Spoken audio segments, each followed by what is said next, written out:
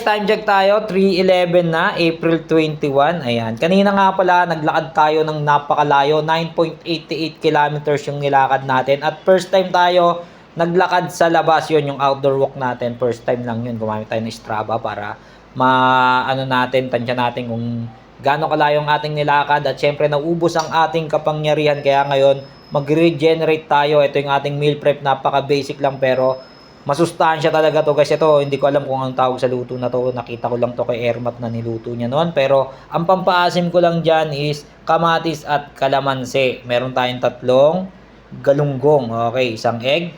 Half cup of rice pero dinagdagan ko to ng mga 2 kutsara. Then meron akong 2 saging. At syempre ang ating smoothie. Ayan guys, dito ito ang magpapanumbalik ng ating kapangyarihan guys. Masustansya yan. Pero masustansya rin naman to yun. Okra, meron talbos.